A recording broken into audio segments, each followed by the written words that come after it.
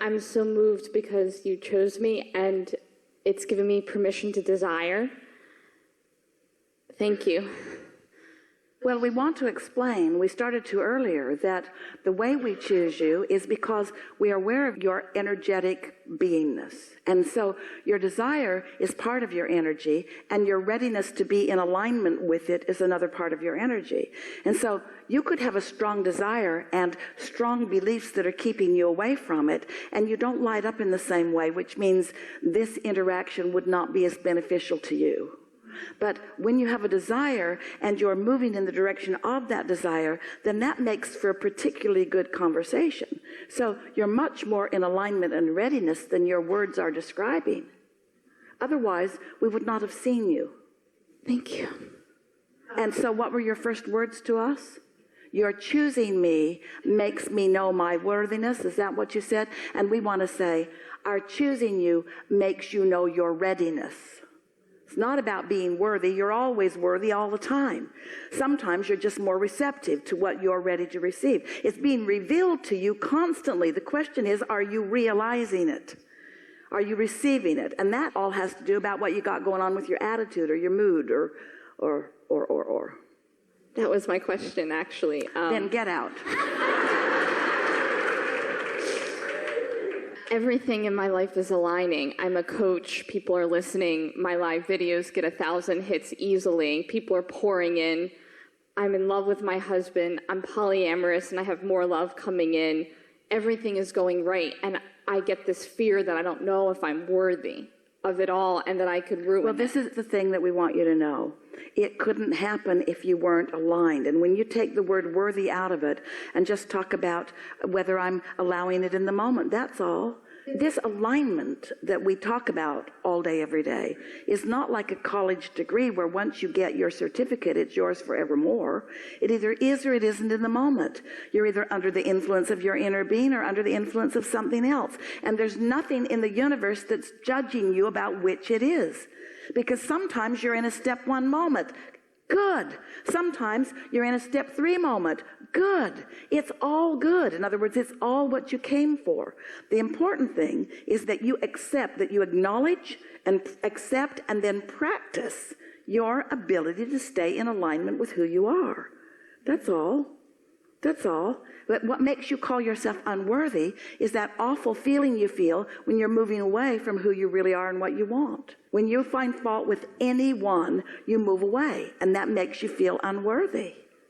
But such a funny word. You can't be not worthy of well-being. Sometimes teachers like you visit with us, and they're talking about the people that they want to influence and help and uplift. And sometimes they get fixated on the really hard cases, the ones that are stubbornly not letting in what you know, if they would let it in, would help them. And we always say this when that happens. They have inner beings who are flowing to them all day, every day. And if their own inner being can't get in, then why are you upset that you can't? So don't judge your worthiness based upon how others are responding to you. And don't call it worthiness for a little while. Let's let everything be about satisfaction just for a little while. And if you are evaluating through the lens of satisfied or not, and you're getting better and better and better at feeling satisfied, then you are more and more frequently under the influence of who you really are, and then your life is as you just described to us your life to be. You're thriving in this way and in this way and in this way and in this way. Humans have this expression that they often use when things get going really good. I'm waiting for the other shoe to drop, they say. It's because people think that there's only this pie that's this big, and if you're getting this goodness, then you must be depriving others of the goodness. And it's not like that. The pie is expanding to the requests that you are putting in, and the receiving of it is not a fair and equal divvying out. It's how much of the pie are you letting in? And you cannot deprive anybody else of any pie. You created your pie and you let it in or you don't let it in, period. That's all that it is. So what most people do, and you're doing it too, you evaluate your worthiness based upon how other people seem to feel about your thriving. Because when somebody wants to thrive, and they don't think they are, and they don't know why, and they view you, and you're obviously thriving, then they conclude something going wrong somehow, and you pick up on that a little bit. But now you've got the whole story. You know how it all works. Everyone is worthy. They just got to tweak it just a little bit. And if they let the momentum of their negative emotion get going too strong, then they can't tweak it. And so their life just doesn't get any better.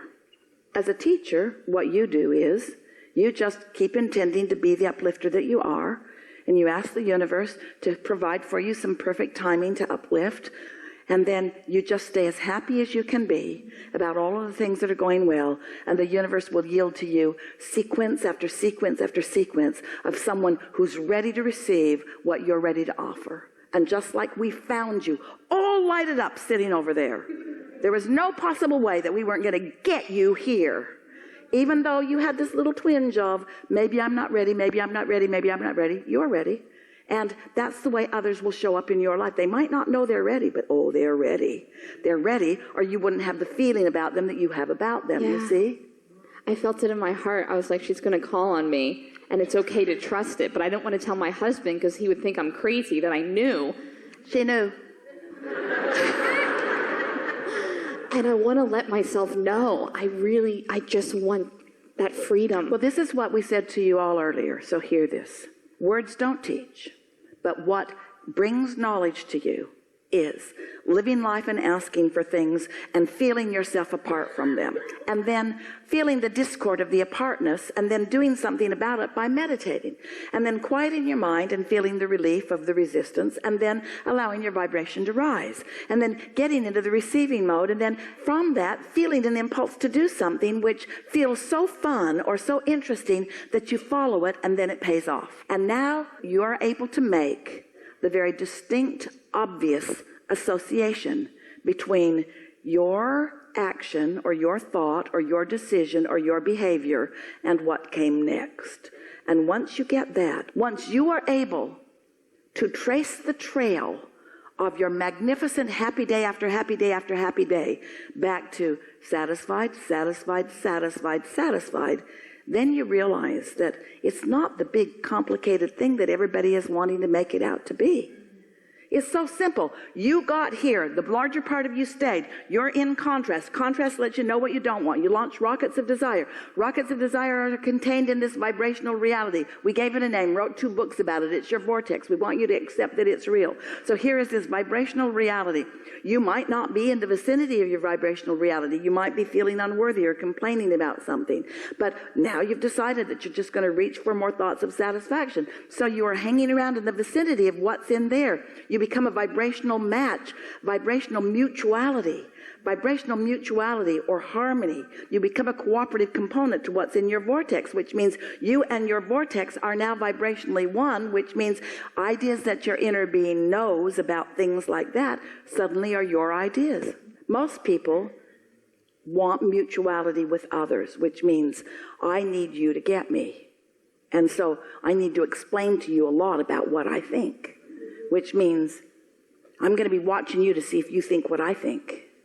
And I can see by the way your eyes dart around, and heaven forbid if you ever say something that I don't agree with, because I need mutuality from you. In other words, you must validate me by agreeing with me. I believe that my life experience is the true life experience. I believe that what I believe is right because I believe it, and then the universe gives it to me, so it must be right.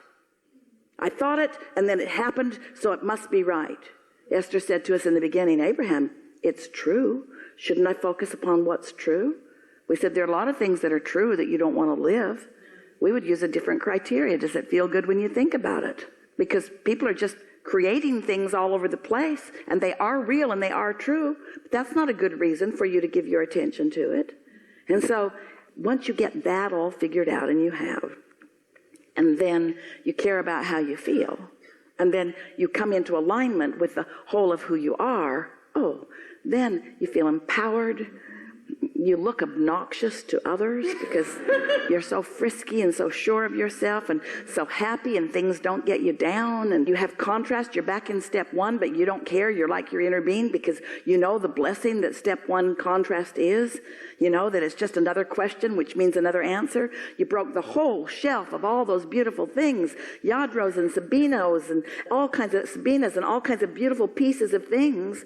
And it doesn't matter because more are on the way, because now you're asking for something again. You can't get it wrong, and you'll never get it done. And isn't that good? There's so much freedom here. Only place that satisfaction is in moving in the direction of what you desire. You came with this triad of intentions when you plopped in, of freedom and growth and joy. It's this perfectly balanced triad of intentions. So we say freedom and growth and joy. And you say, we hear you, Abraham, growth, growth, growth. We say, yeah, freedom and growth and joy. And you say, yeah, growth, growth, growth, growth, growth, growth, growth. We say, you are so free you can choose bondage. And growth or expansion is an inevitable consequence of beingness. But when you focus on joy, now it all fits together, because life causes you to reach for the expansion, actually creates the expansion. But the fun of life is getting to witness the pieces being put together of your requests. And when you start allowing more of the pieces of your requests to be put together by the cooperative components of the universe, the fairies of the universe will put it together for you. That's when you begin to feel your worthiness. When you realize, I didn't suffer for this, I felt satisfied for this. I didn't pay a price for this, I just loved for this. I just surrendered into the goodness that I am, and the universe reflected back to me the goodness that I am. Yeah? It's fun. Yes, thank you. Really good. Really good.